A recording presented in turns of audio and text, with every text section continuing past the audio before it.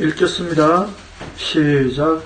그날 예수께서 집에서 나가사 바닷가에 앉으시니 큰 무리가 그에게로 모여들거늘 예수께서 배에 올라가 앉으시고 온 무리는 해변에 서 있더니 예수께서 비유로 여러 가지를 그들에게 말씀하여 이르시되 씨를 뿌리는 자가 뿌리러 나가서 뿌릴새 들어는 길가에 떨어지매 새들이 와서 먹어버렸고 들어는 흙이 얇은 돌밭에 떨어지매 흙이 깊지 아니하므로 곧 싹이 나오나 해가 돋은 후에 타서 뿌리가 없으므로 말랐고 들어는 가지떨기 위에 떨어지매 가시가 자라서 기운을 막았고 들어는 좋은 땅에 떨어지며 어떤 것은 100배, 1060배, 어떤 것은 30배 실현되느니라.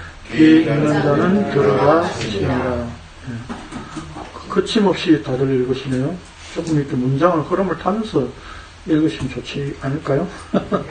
18절부터 23절 시작. 그런즉 씨 뿌리는 비유를 들으라. 아무나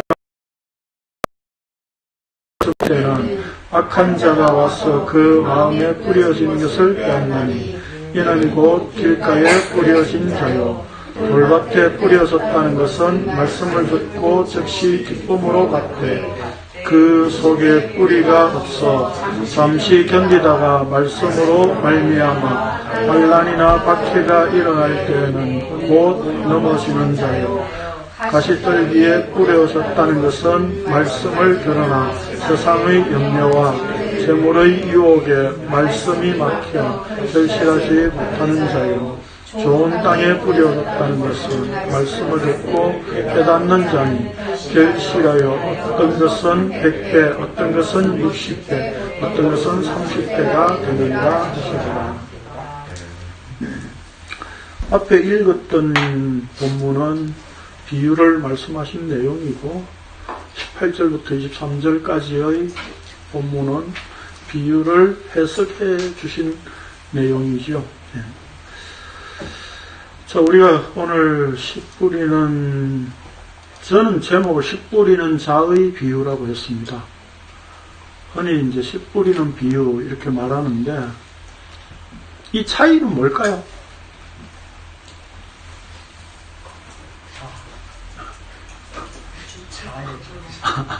안 죽였답니다. 뭘 자요?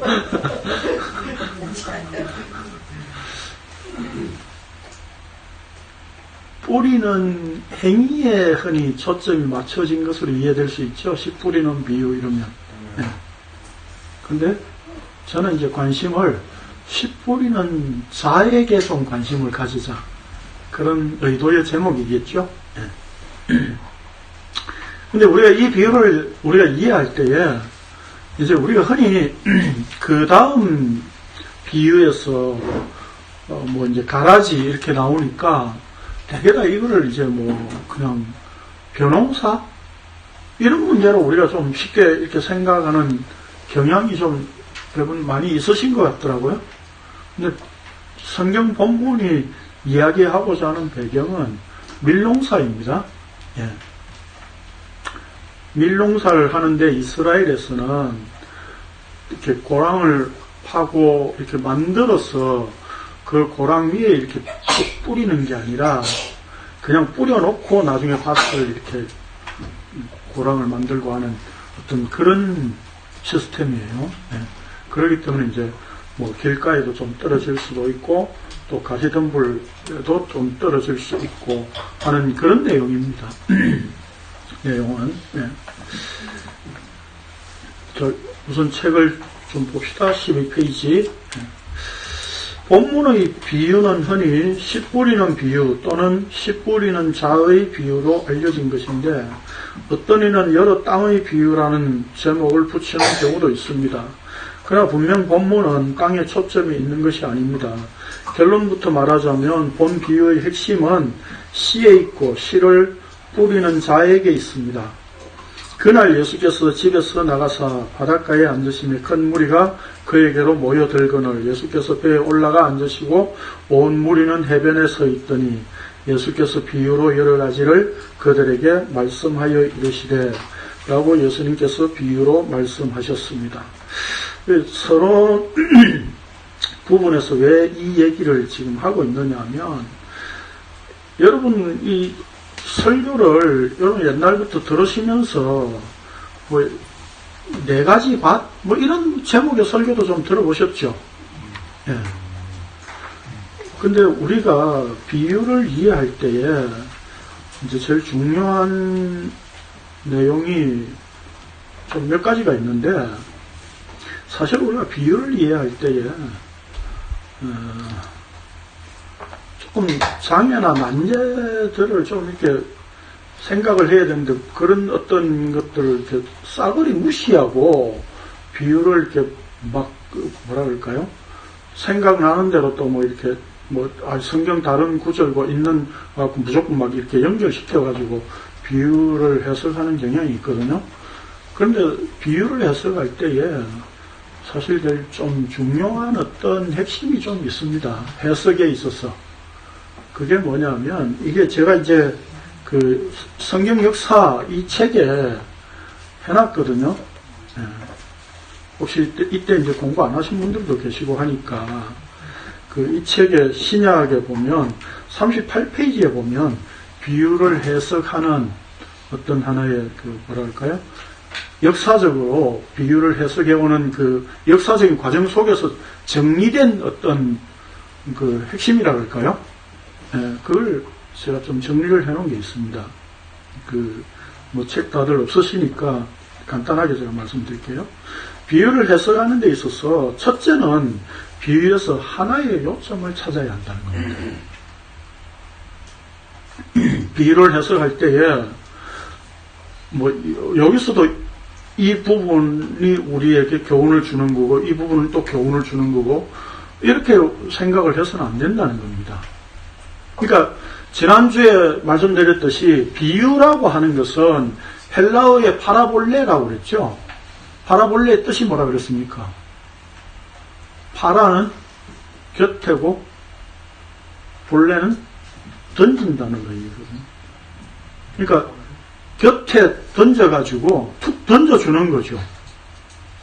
그거하고 이렇게 생각을 해봐. 그러니까 어떤 이야기의 핵심을 알도록 곁에 하나를 이렇게 툭 던져주는 거예요, 그냥.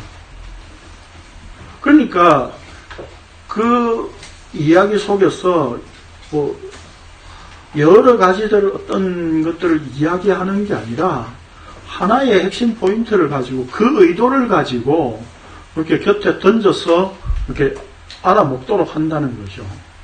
그러니까 거기에는 굉장히 어떤 복잡한 해석이 되어서는 좀 곤란하다라고 하는 겁니다.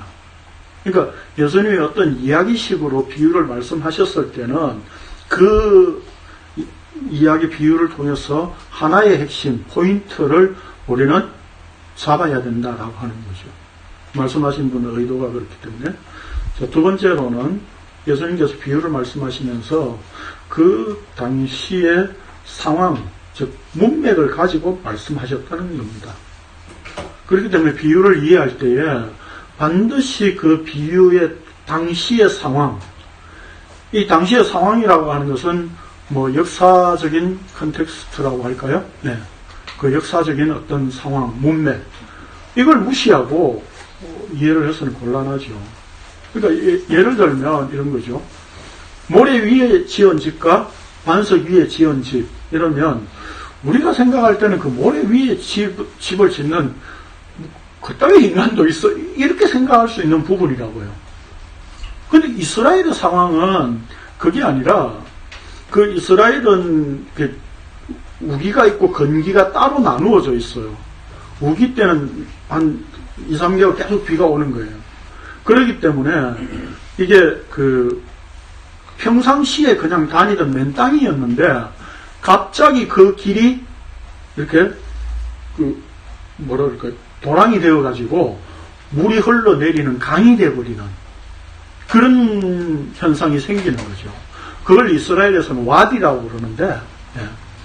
그렇게 갑자기 이렇게 물이 모여가지고 흘러가는 어떤 물의 통로가 되는 물길이 되는 경우가 있습니다. 그렇기 때문에 그걸 평상시에는 모른다는 겁니다. 그렇기 때문에 모래 위에 얼마든지 이스라엘 사람들 입장에서는 집을 지을 수 있다는 것을 이해하고 지금 예수님 비유를 듣고 있는 거예요. 근데 우리는 우리 입장에서 우리는 다 맨 땅이고 또 모래 있는 곳은 또 바닷가 뭐 이런 밖에 없으니까 모래 위에 뭐 짓는 인간이 어딨어. 이렇게 생각할 수 있는 부분이라는 거죠. 이게 역사적인 컨텍스트고 그 상황에 맞는 이해라는 거죠. 그런 점에서 우리가 그런 어떤 역사적인 상황 이런 것들을 생각한 해석이 되어져야 된다라고 하는 겁니다. 그 다음에 세 번째는 복음서의 저자의 해석 혹은 복음서가 저자가 기록자가 어떻게 적용하고 있는가라고 하는 것을 살펴야 됩니다. 이 내용은 보통 뭐냐면 우리가 그 복음서 저자의 해석의 의도는 주로 어디에 나타나 있습니까? 성경 본문의 앞뒤 문맥 속에서 나타나 있거든요. 예를 들면 오늘 씨 뿌리는 자의 비유를 예수님이 말씀하셨는데 바닷가에서 본문에 보면 마태복음 본문에 보면 그날이라고 되어 있잖아요. 그렇죠? 그날은 어떤 날이에요? 앞에 봐야지요. 그러면 그날에 뭔 일이 있었는지. 그날에 뭔 일이 있었어요? 예수님의 어머니가 형제들이 찾아왔다는 거죠. 그렇죠? 그런데 예수님 뭐라 그랬습니까? 누가 내 어머니가 내 동생들이냐, 내 형제냐, 그랬단 말이죠. 그러니까 하나님 아버지의 뜻대로 하는 자가 내 형제요, 자매요, 어머니니라 라고 했잖아요. 그러면 지금 그 다음 그날 예수님께서 비유로 말씀하셨어요. 그럼 이 연결되어 있다는 뜻입니다. 그러면 결국 씨 뿌리는 자의 비유를 통해서 뭘 말씀하시려고 하는 의도가 여기에 들어있다는 거죠. 그 의도가 뭡니까? 내 아버지의 뜻대로 하는 하늘나라의 가족이 어떤 자들이냐, 그걸 이야기하고 싶으신 거예요. 이 비유를 통해서. 거기가 연관되어 있다 이 말입니다. 그리고 보통 그 적용은 비유의 맨 마지막에 예수님이 하신 말씀으로 보통 기록자들이 결론을 내리고 있거든요. 그렇기 때문에 그 비유를 뭘 의도하고 말씀하셨는가 라고 하는 것을 그런 거를 연결시켜서 본문을 비유를 이해해야만 된다라고 하는 거예요. 그러니까 이제 우리가 그런 점에서 이제 하나의 포인트를 찾아야 된다는 이야기의 핵심, 말씀하신 비유의 포인트.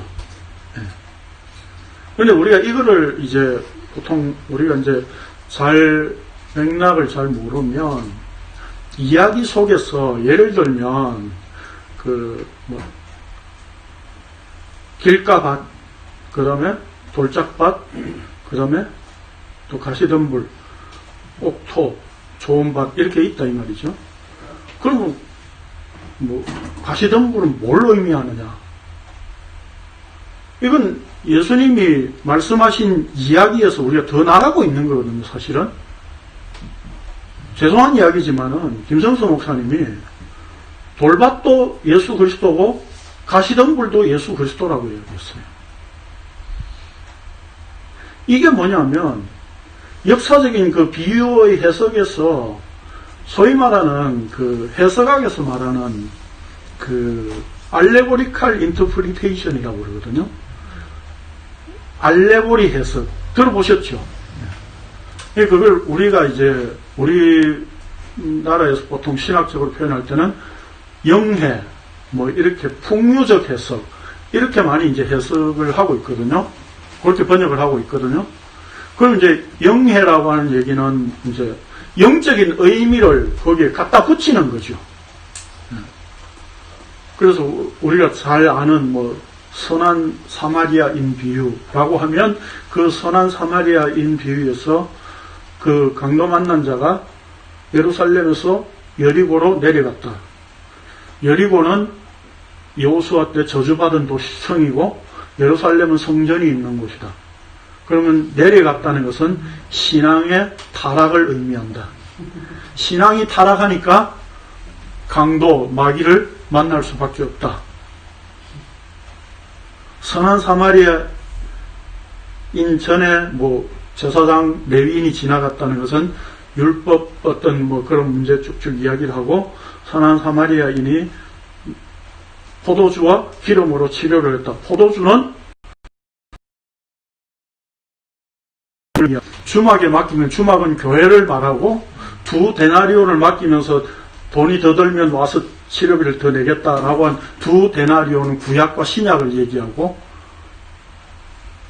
예수님, 그 선한 사마리아인이 다시 오겠다는 거 아니면 재림을 말한다. 그럴싸하죠. 네, 혹하잖아요. 그렇죠? 네. 근데 그 해석의 맹점은 뭐겠습니까?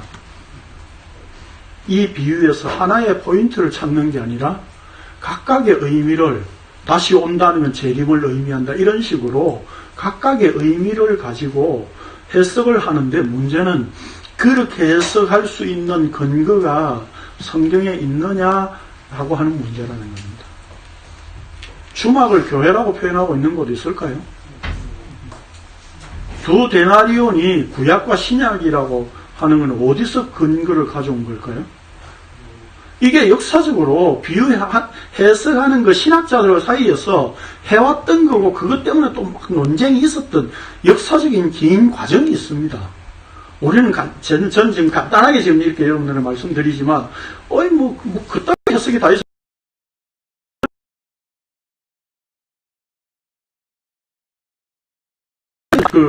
지지를 받고 했던 그런 어떤 역사적인 맥락이 있습니다. 예. 그렇기 때문에 우리가 그런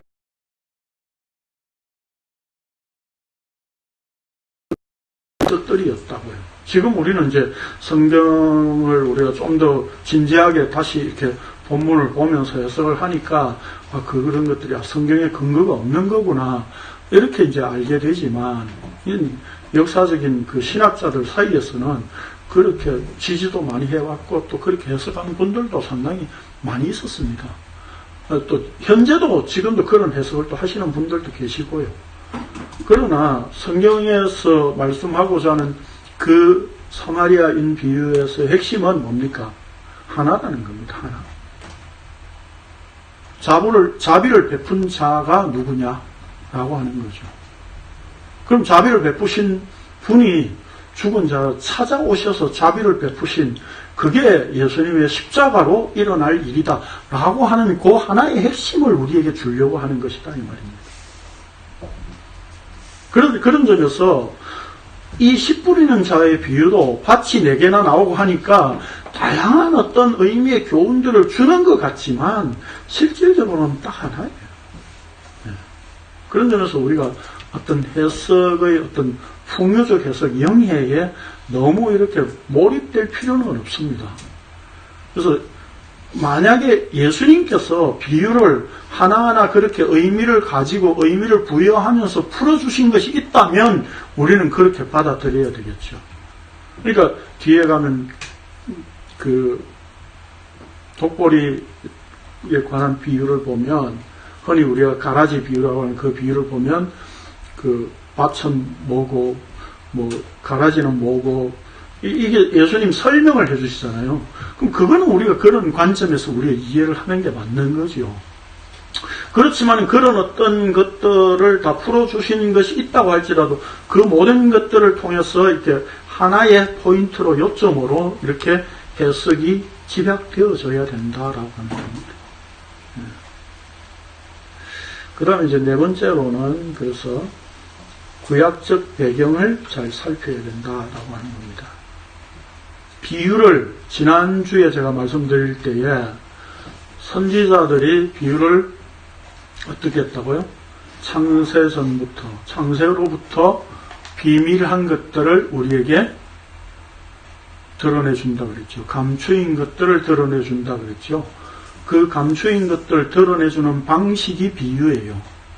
그렇다면 이게 그 묵시 속에 하나님께서 감추어 두셨던 그 복음의 비밀을 역사 속에 이렇게 드러내 주시는 게 비유거든요. 쉽게 말하면. 예. 그런 점에서 비유를 단순히 어떤 한 시대에 국한된 이야기로만 딱 풀어가지고 생각할 문제가 아니다 이 말입니다. 예를 들면 오늘 오전에 말씀드렸던 것처럼 토기장이와 진흙에 대한 그릇에 대한 이런 비유를 보면 구약에서 여전히 그 얘기를 하고 있다는 거죠. 구약의 포인트는 뭐였습니까?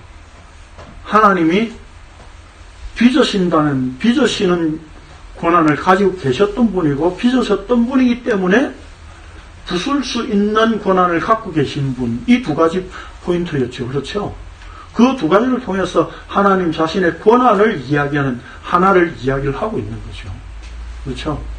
그런 식으로 이 구약의 어떤 그 배경, 맥락을 이 비유들은 반드시 가지고 있다는 겁니다. 예수님께서 신약시대에 짠 나타나가지고 어느 날 갑자기 생소한 이야기를 막 이렇게 하면서 이거 봐봐, 이 이야기 신기하지, 너희들 처음 듣지, 이런 이야기가 아니라는 겁니다. 그런 점에서 구약의 배경들을 우리가 반드시 살펴야 된다는 겁니다. 이게 비유를 해석하는 어떤 네 가지의 큰 중요한 어떤 하나의 골격이라고 할 수 있는 내용입니다. 그래서 이 성경 역사 책 가지고 계신 분들은 집에 가셔서 또 한번 찾아서 읽어보시기 바랍니다. 38페이지에 있습니다.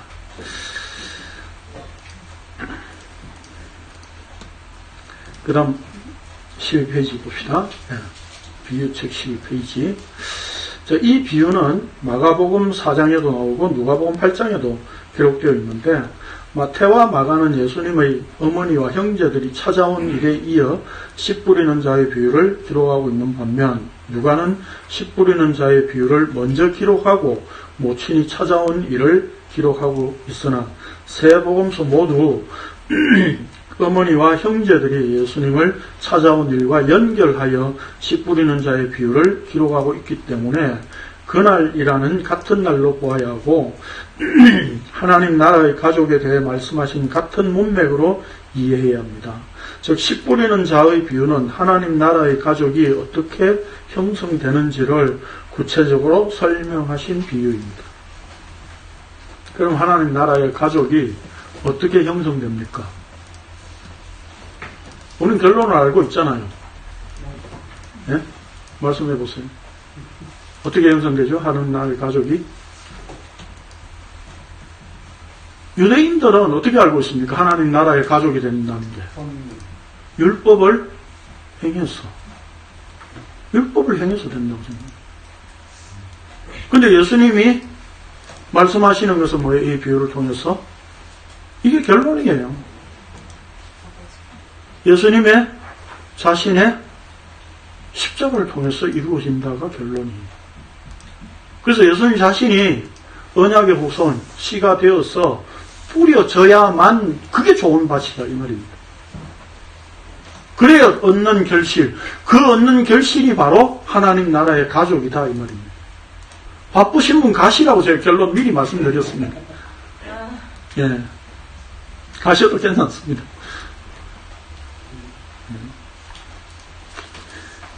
13페이지 봅시다. 비유의 내용은 씨를 뿌리는 자가 뿌리러 나가서 뿌릴새 들어는 길가에 떨어지매, 이 본문 아까 읽었으니까 넘어가겠습니다. 그 밑에. 흔히 이 비유를 가지고 우리가 돌밭의 돌과 가시떨기를 제거하여 좋은 밭이 되어야 한다고 이해합니다. 그러나 이 문제를 조금만 생각해 보면 우리가 스스로 결단코 좋은 밭이 될 수 없다는 것을 알 수 있습니다. 사람은 누구나 다 죄의 권세에 매인 존재이기 때문에 말씀의 결실을 스스로 맺을 수 있는 자는 없기 때문입니다. 그런 땅 보셨어요? 야, 이제 주인이 씨 뿌린다, 씨 뿌려. 빨리 우리 밭을 서로 좀 읽으자. 예? 그런 밭 보셨어요? 야, 돌 좀 골라내. 어이, 가시덤불 좀 나가 있지. 이렇게 하는 땅 보셨느냐 이 말이에요. 땅이 스스로 좋은 땅을 만드는 그런 일들이 있을 수 있느냐 이 말입니다. 근데 많은 설교들이 우리가 좋은 땅이 되어야 된다, 뭐 이렇게 설교한 내용들이 많다는 겁니다. 그러니까 상식적으로 이런 것들을 해석할 때도 조금 생각해 보면 그런 의도가 아니라는 걸 금방 알 수 있잖아요. 그렇죠? 그러므로 이 비유를 우리가 좋은 밭이 되어야 한다는 식으로 이해한다는 것은 예수님께서 말씀하시는 의도와는 전혀 관계없는 것입니다.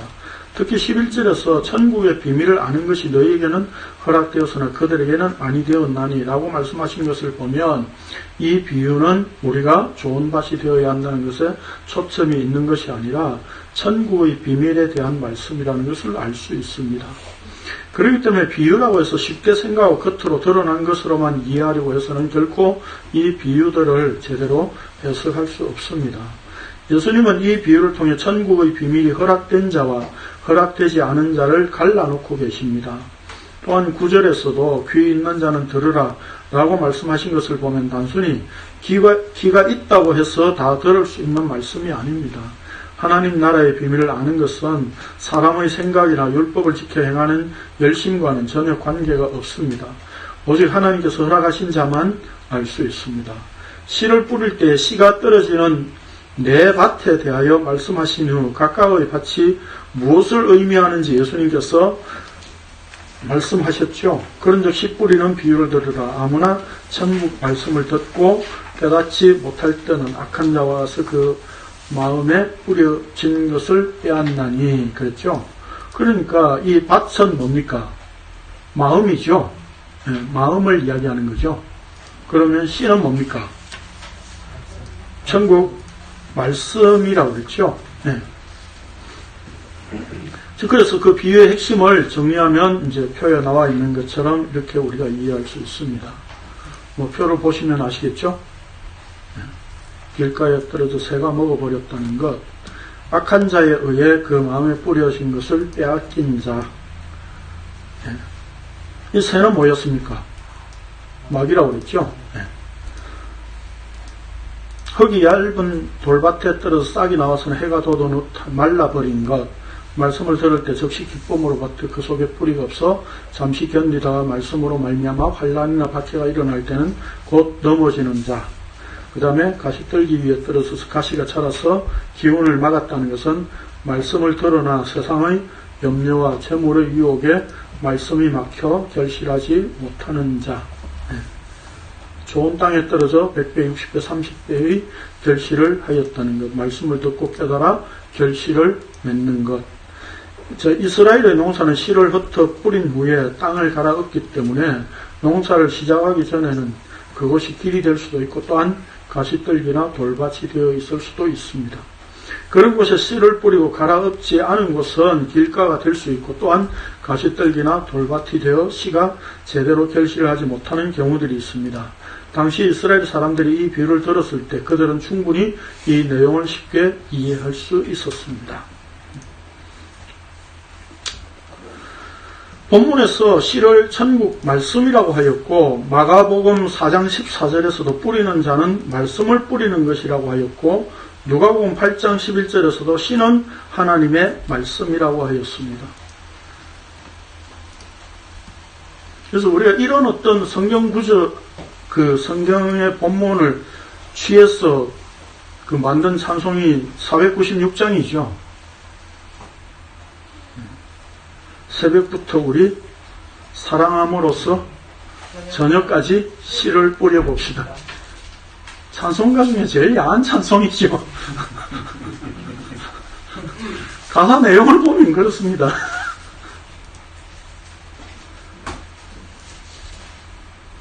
근데 이 말씀이 천국을 이야기하고 있다는 겁니다. 그래서 본문에서 뿌린다는 말은 꺼내서 보여준다는 말입니다. 헬라어의 뜻은 즉 천국이란 말씀이신 예수 그리스도 자신을 드러내서 보여준 것이라는 의미입니다. 그래서 이 헬라어의 스페이로라고 하는 말은 꺼내서 보여준다는 의미가 들어있는 말이에요. 그래서 뿌린다, 즉 꺼내서 보여준다는 겁니다. 무엇을요? 씨를. 그 씨가 뭐예요? 말씀이죠. 그 말씀은 어떤 분이에요? 이 땅에 말씀으로 오신 예수 그리스도 자신이죠. 그러니까 씨를 뿌리는 자가 뿌리는데 그 뿌리는 자의 자신을 보여주는 거죠, 지금. 언약의 진정한 후손이 되시는 이 후손, 즉 영어로 말하면 씨드지요, 씨드. 그게 씨죠, 씨. 그래서 예수 그리스도께서 말씀으로 이 땅에 오셔서 자신을 뿌려 십자가에 내어주신다는 의미를 이 비유를 통해 나타내고 있습니다. 이런 점에서 이 비유의 제목을 씨 뿌리는 자의 비유라고 한 것은 씨를 뿌리는 자에게 초점이 있기 때문으로 보는 겁니다. 그렇다면 세 가지 상태의 밭은 무엇입니까? 바로 우리의 마음을 그대로 보여주고 있는 겁니다. 말씀으로 이 땅에 오신 예수님으로 인해 세상이 둘로 갈라져 드러났습니다. 예수님을 그리스도로 인정하고 받아들이는 하나님 나라의 가족이 있는가 하면 예수님의 말씀을 듣고 표적을 보고서도 사탄에 속한 것으로 보는 무리들이 있습니다. 지금도. 그래서 인간은 평소에 자기 학력과 성품을 가지고 양심과 윤리, 도덕으로 포장된 모습으로 자신을 나타냅니다. 진리가 주어지기 전까지 인간은 자기가 어둠인지 모르고 살아갑니다. 그러나 예수 그리스도께서 빛으로 자신을 드러내시니 모든 인간이 죄 아래 있는 어둠이라는 본질이 드러났고 예수 그리스도께서 진리의 말씀으로 자신을 드러내시니 모든 인간이 진리와는 상관없는 거짓의 아버지 마귀에게 속한 존재라는 것이 분명히 드러났습니다. 그러니까 열 말씀에서도 너희가 거짓 증거하지 말라 라고 하니까 1차적으로는 그 말씀의 의미가 뭐예요? 너희는 거짓말하는 존재잖아. 그 거짓말하는 존재라는 뜻은 뭐예요? 너희는 진리도 모르고 진리를 말할 줄도 모르는 존재야 이 말이잖아요. 그 말을 예수님께서 밝히셔버렸죠. 어떻게 해요? 너희 아비가 마귀잖아. 마귀가 어떤 존재라고요? 거짓의 아비야. 이렇게 이야기를 하고 있는 거죠. 그러니까 성경이 거짓말 하지 말라라고 하는 말은 어린애들이 아빠 거짓말하면 지옥 가. 오늘 교회에서 배웠는데 거짓말하면 지옥 간대. 그런 이야기가 아니에요. 비진리를 말하는 것을 이야기하는 것이죠.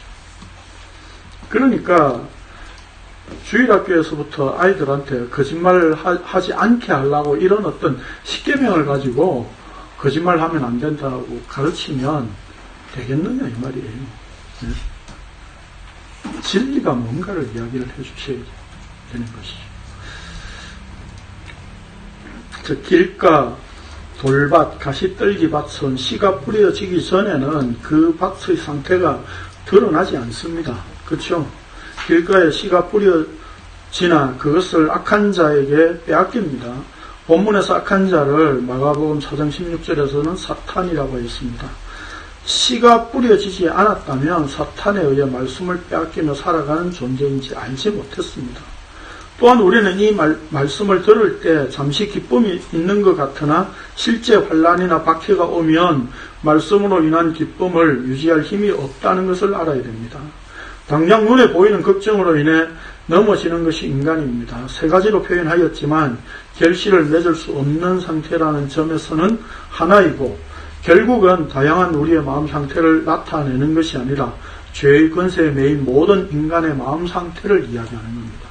그러니까 누구는 돌짝밭의 마음이고 누구는 가시덤불 마음이고 누구는 길가밭 마음이다 이런 게 아니다 이 말입니다. 본문이 이야기하고자 이 세 가지를 통해서 전체 우리 인간의 죄의 권세에 매인 인간의 마음 상태가 여기 안에 안 걸리는 놈 있으면 나와봐 이 말이에요. 네.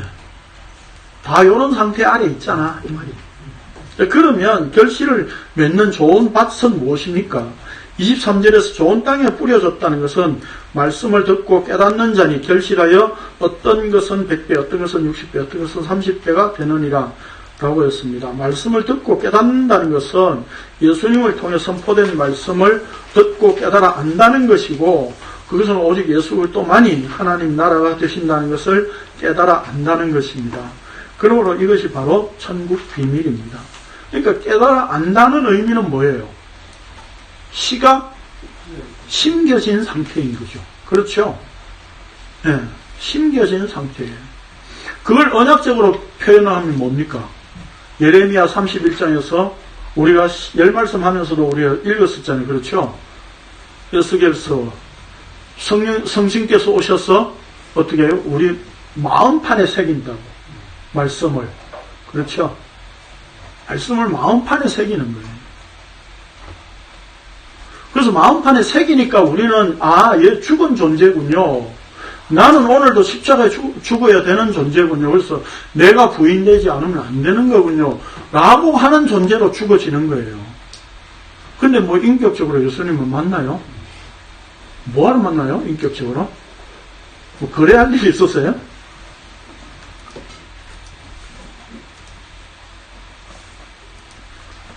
그러니까 여기에 사실 깨달아 안다는 말은 사실 깨달음은 이게 불교 용어예요. 불교에서 온 말이에요. 불교에서 깨달음은 뭘까요? 내가 없는 거예요.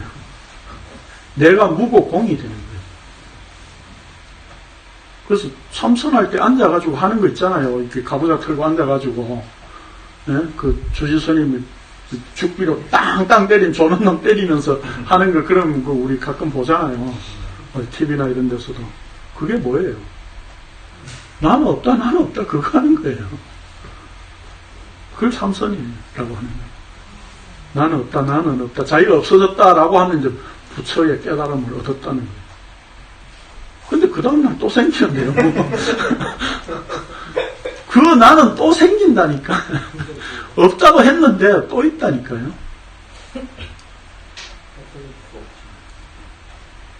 그러니까 누굽니까? 그 옛날에 돌아가신 법정 스님입니까? 성철 스님, 아니 법정 스님 아니에요? 그 무소유 이야기하신 거. 예. 무소유를 소유하고 있다니까요, 그분은. 예. 무소유 얼마나 중요한 문제야 라고 하는 그 무소유를 자기는 평생 이야기하면서 그걸 소유하고 있었다고요. 그러니까 자기가 죽지 않고 살아있는 한은 이게 득도라는 게 있을 수가 없습니다. 그래서 성경은 죄인이 죽어야 된다 이야기하고 있는 거예요. 십자가의 주와 더불어 죽지 않으면 안 되는 문제라고 이야기를 하고 있는 거예요. 그만큼 우리의 그 죄가 질기고 집요하다 이 말입니다. 그리고 이게 우리가 해결할 수 있는 문제가 아니라는 겁니다.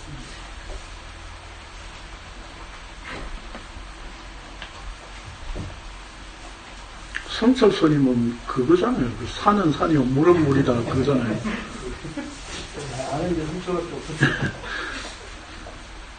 뭐 산은 산이지 그럼 물은 물이고 그러면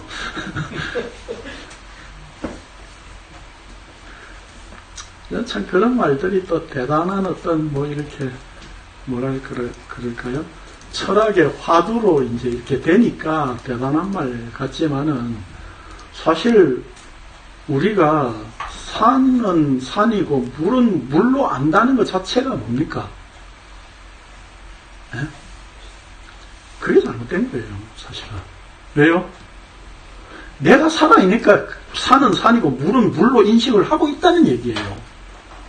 그게 철학자 누가 얘기했습니까? 나는 생각한다, 나는 고로 존재한다. 자기 생각이 존재하고 있는 것을 나타내고 있는 거예요. 데카르트죠.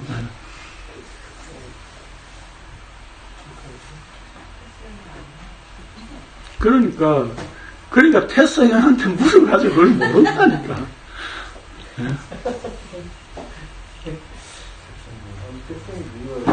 그래서 제가 뒷부분에 사실 훈아 형 당신은 알겠습니까? 내가 물어보고 싶었는데 괜히 화제가 될까봐. 그러니까 어떤 철학으로도 해결할 수 있는 길이 없습니다. 여러분 어떤 철학 속에 어떤 성현들 고전 속에 자신이 죽어서 길이 되신 분이 있습니까? 예?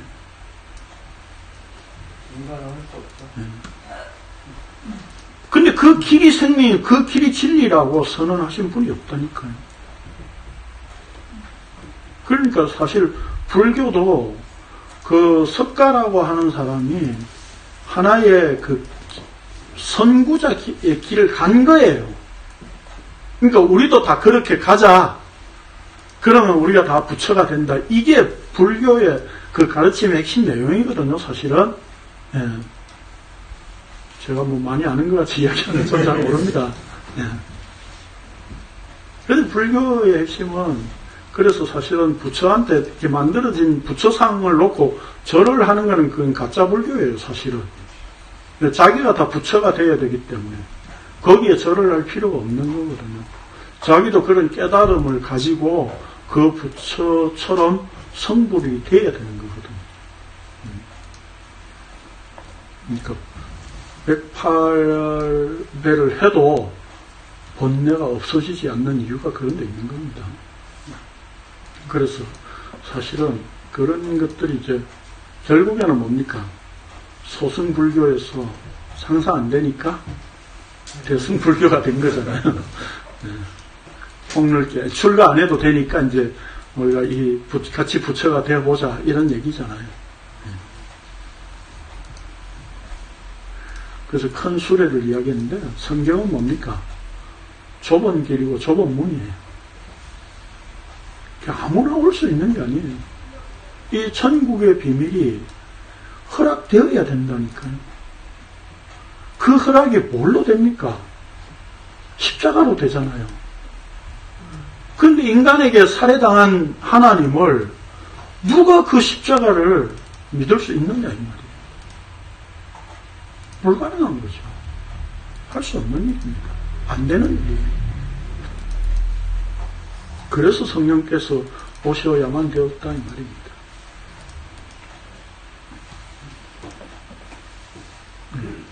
자, 그렇다면 예수 그리스도께서 하나님 나라이신 것을 깨달아 안다는 것으로 맺는 결실이란 무엇입니까? 그것은 앞에서 예수님께서 12장 50절에서 이미 말씀하신 것처럼 하늘에 계신 아버지의 뜻대로 행하는 것이라는 의미입니다. 즉 말씀이신 예수 그리스도께 장악되면 예수 그리스도에 의해 하나님 아버지의 뜻대로 행하게 되는 결실을 맺는 것입니다. 여기 100배, 60배, 30배를 상징하는 숫자로 생각하고 해석하는 사람들도 있지만 본문에서 말씀하고자 하는 것은 세 가지 마음 상태에 있는 것보다 우리가 상상할 수 없는 결과를 만들어내는 것이 하나님 나라의 일이라는 뜻에서 이해하는 그 정도 수준으로 이해하는 것이 좋을 듯 합니다. 제가 생각할 때는 100배는 뭐고 60배는 뭐고 30배는 뭐고 자꾸 해석하려고 하지 마십시오. 그 해석 안 해도 지금 씨가 뿌려진 그분에 의해 씨가 심겨진 자가 그래서 예수 그리스도의 후손이 되는 자녀가 되는 아들이 되는 이것 자체가 바로 천국 가족이라는 얘기예요. 그렇잖아요. 이게 내가 심는 게 아니잖아요. 그런 점에서 하나님의 긍휼과 은혜가 입혀진 것이죠. 이것만으로도 우리는 이 본문에 예수님 말씀하신 의도를 충분히 이해할 수 있는 거예요, 사실은. 근데 우리는 여기서 100배는 무슨 뜻일까? 60배 무슨 뜻일까? 왜 신비한 걸 자꾸 찾으려고 그래요? 모르는 대로 그냥 덮어두세요. 네. 그러다 보니까 자꾸 가시덤불이 에덴 동산에서 쫓겨났을 때 가시와 엉겅퀴가 너를 공격할 것이다 라고 한 그 가시가 바로 예수 그리스도다. 그 예수 그리스도에는 그 말씀의 결실을 맺지 못하도록 하는 그런 역할도 하신다. 굳이 우리가 이렇게까지 봐야 될 필요가 없다는 겁니다. 제가 볼 때는. 즉 예수님은 지금 이 비유를 통해서 천국의 비밀을 이야기하고 있는 거예요. 천국의 비밀을 핵심은 뭡니까? 예수 그리스도 그분이 씨로서 우리 마음에 뿌려져야 됩니다. 뿌려지는 것은 뿌리는 자의 권한에 있는 거예요. 그러니까 사람들은 이 비유를 듣고 어떻게 생각해야 됩니까? 뜻을 모르는 사람은 이게 내 마음대로 되는 게 아니구나. 그럼 있어봐야 별 볼 일 없네. 그럼 가는 거예요. 그런데 그 말씀이 뿌려졌다는 것을 받아진 자는 뭐예요? 너희가 되는 거죠. 하나님 나라의 가족이 되는 거죠. 이게 은혜고 긍휼이다 이 말입니다. 천국의 비밀이 알려지고 드러나는 것은 밭이 어떻게 하느냐로 되는 문제가 아니라 씨가 뿌려져야 된다는 것은 전적으로 말씀이신 예수 그리스도께서 자신을 나타내 주시는 뿌림이 있어야 됩니다. 천국의 비밀이 뿌려지고 알려지지만 모든 사람들에게서 다 환영을 받으며 결실을 맺는 것이 아닙니다. 그래서 이 비밀이 지난주에 알려진 비밀, 드러난 비밀이라고 그랬죠. 예. 그러니까 이게 헬라어에 제가 지난주에 이야기 안 했는데 헬라어로는 미스테리온이에요. 영어로 말하면 미스테리. 그것을 알고 싶다. 왜 그거 있잖아요. 미스테리. 진짜 비밀은 뭐예요? 영어에서. 시크릿이죠. 예. 그러니까 미스테리라고 하는 것은 지금 알려진 비밀이라는 말입니다.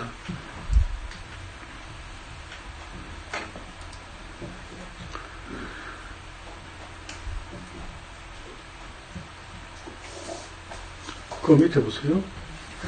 그러나 그 결과는 우리가 상상하는 것과는 달리 4분의 3이 hợp의된 것이 아니라 100배, 60배, 30배의 결실을 이루어낸다는 것입니다.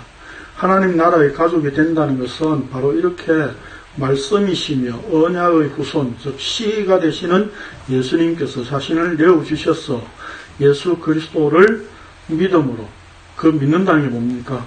마음에 새긴다는 거죠. 아버지의 뜻을 행하게 하는 방식으로 이루어진다는 의미입니다. 이게 이 비유의 핵심이에요. 여기 빨간 줄 쳐놓으세요. 시험에 나올 겁니다. 그러나 많은 사람들은 씨 뿌리는 자의 비유를 통해 우리가 기도하고 봉사하며 좋은 것으로 심어야 좋은 열매를 얻을 수 있다는 식으로 다음과 같은 본문을 함께 인용하면서 우리가 심은 대로 거둔다고 인과응보를 주장하나 그래서 성경에서 말씀하는 것이 아닌 불교적 사고방식입니다.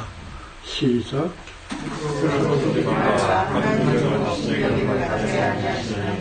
사람이 무엇으로 심든지 그대로 거두리라. 각자의 죄를 위하여 심는 자는 육체로 싸워서 것을 버리고 성령을 위하여 심는 자는 성령으로부터 영생을 얻으리라. 이것이 적게 심는 자는 적게 거두고 많이 심는 자는 많이 거두라. 무엇으로 심든지 그대로 거두니까 우리는 주를 위해서 잘 심자. 교회 와서 헌금도 많이 하고, 특히 헌금 강조하는 본문이 고린도후서 9장 가지고 이야기하죠.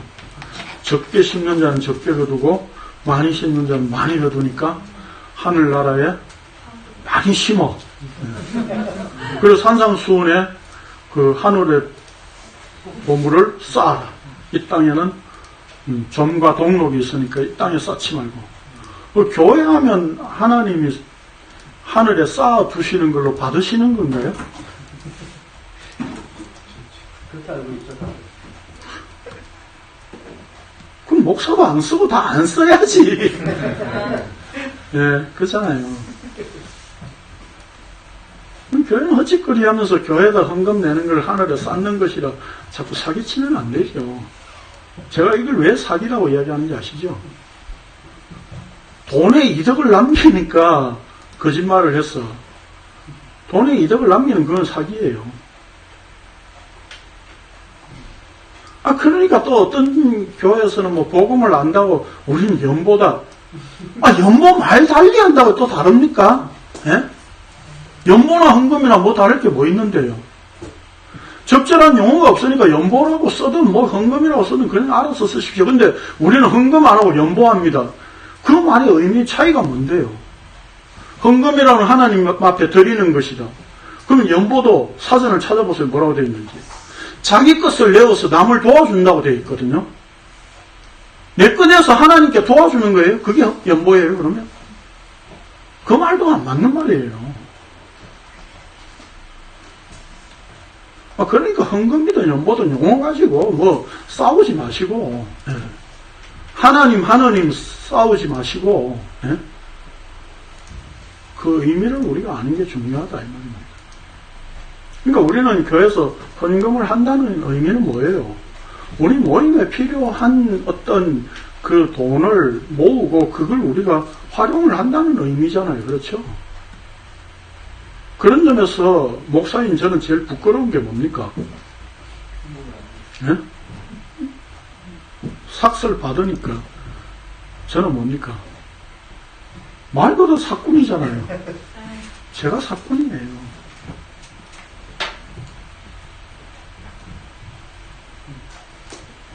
어떤 사람은 저보고 뭐 자비량한데, 전 자비량도 아니고 그냥 받을 거 다 받으면서, 예? 사꾼이라니까요, 그냥. 무슨 자비량 못 사고, 무슨 뭐, 커피 좀 하면서 대단하다고. 한 가지는 제가 이야기할 수 있어요. 대가리는 단단하다고.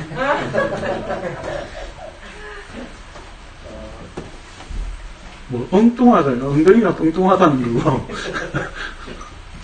요즘 영어 잘 써야 되죠? 뭐, 회사에 임원됐다니까 임시직원이라 돼요, 요즘은. 이사된 줄 알았는데, 임원이라고 하니까 임시직원이라고 하더라고요.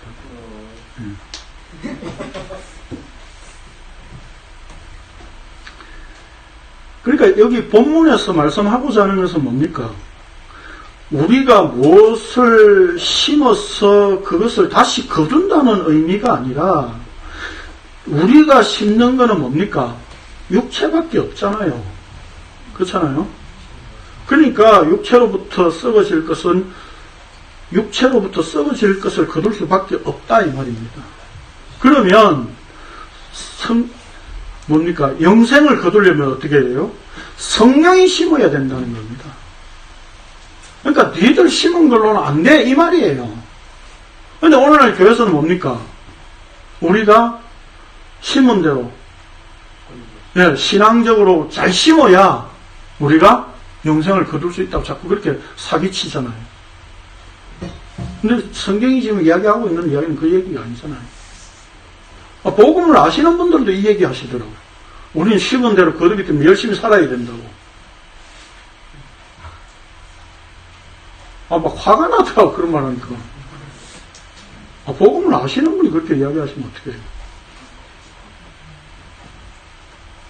그러니까 이 말은 지금 육체를 위해서 심는 거는 육체로부터 다 썩지는 거야. 거꾸로 이야기하면 뭡니까? 우리가 심는 거는 다 썩어지는 것들 뿐이에요. 그러니까 심어봤자 헛것이에요. 백날. 누가 심으셔야 돼요? 성령이 심으셔야 돼요. 성령께서 심는 건 뭡니까? 진리의 영이니까 진리를 심잖아요. 그 진리가 뭐예요? 바로 여기 이 비유에서 말씀하는 씨지요. 말씀이신 예수 그리스도. 그분을 우리 안에 심는다고요. 그게 영생이라고요. 갈라디아서 6장 7절 8절에서 이야기하는 말씀이 바로 이 말씀이라니까요.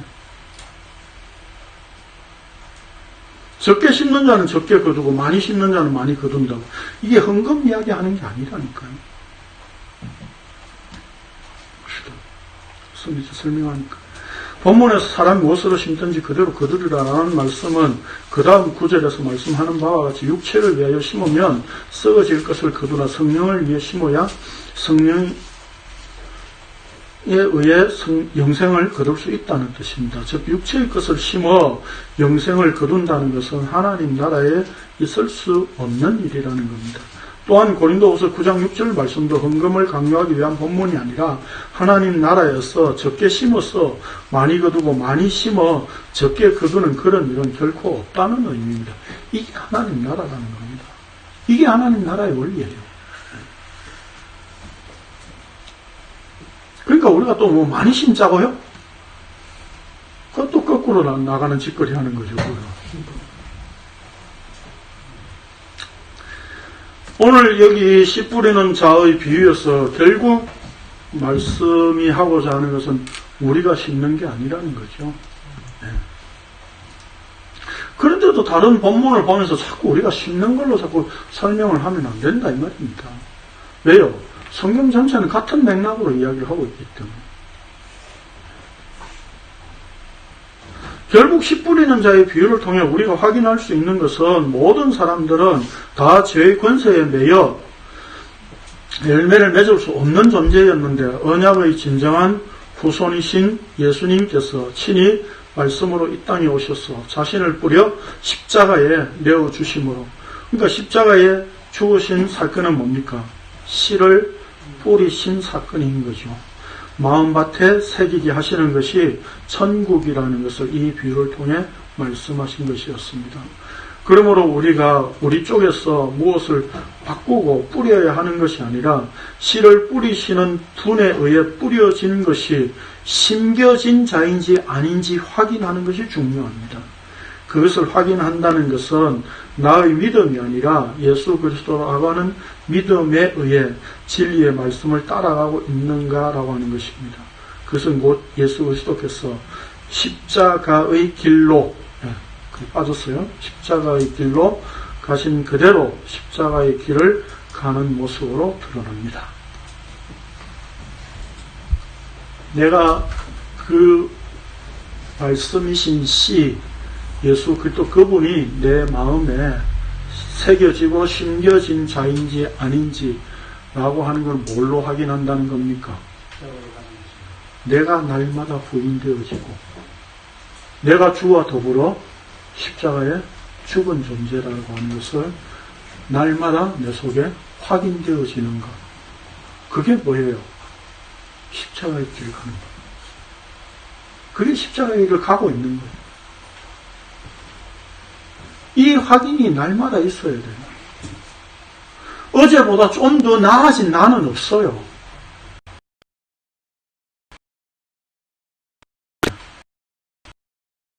과거와의 단절이라니까요. 내가 30년 동안 죽었는데 난 모태부터 태어나가지고 죽었는데 이런 건 없다니까요. 죽은 횟수가 얼마만큼 기냐. 이게 자기 공로가 되고 있잖아요. 또 우리는 내가 모태신앙인데 아무도 못하면서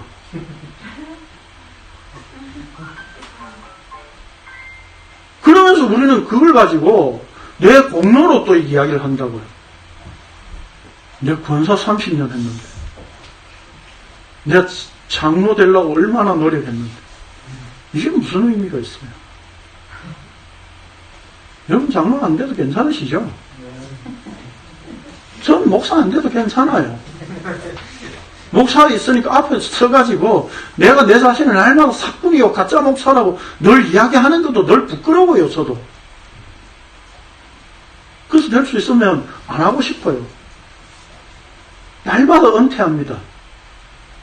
아니 은퇴하고 싶어 하는데 안 돼요. 잘 그냥. 그래서 좀 은퇴를 좀 바꾸려고 앞으로.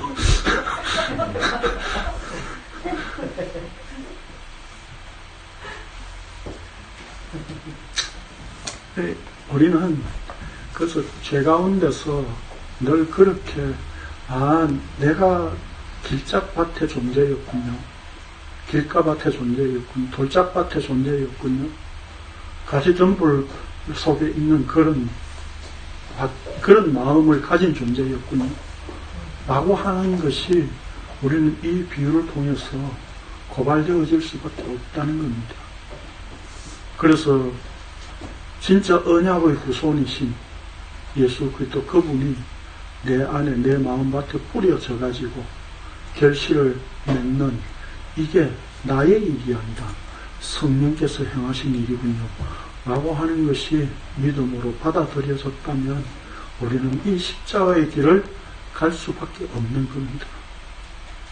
그 십자가의 길을 간다는 것은 목사인 제가 석군 목자입니다. 가짜 목자입니다.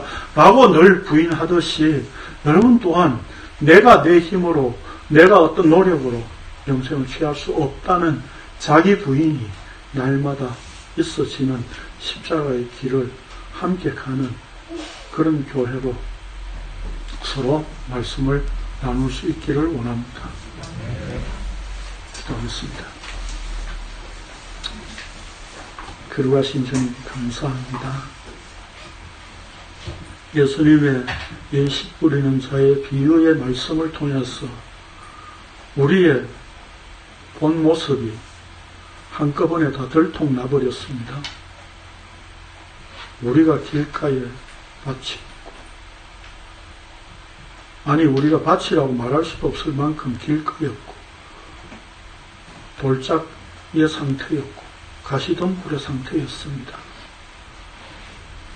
씨가 뿌려진 순간 좋은 밭이 되어진 이 하나님의 놀라운 십자가의 역사로 인하여 오늘도 우리는 감히 말씀이 우리 마음에 새겨졌다고 고백할 수 있게 되었습니다.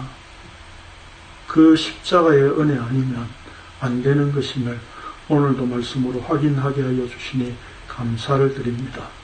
주님 오실 때까지 매일매일 나 자신이 부인되어지고 십자가에 죽어지는 역사를 성령께서 일으키셔서 이 십자가의 길을 갈 수 있도록 인도하여 주옵소서. 예수님의 이름으로 기도합니다. 아멘.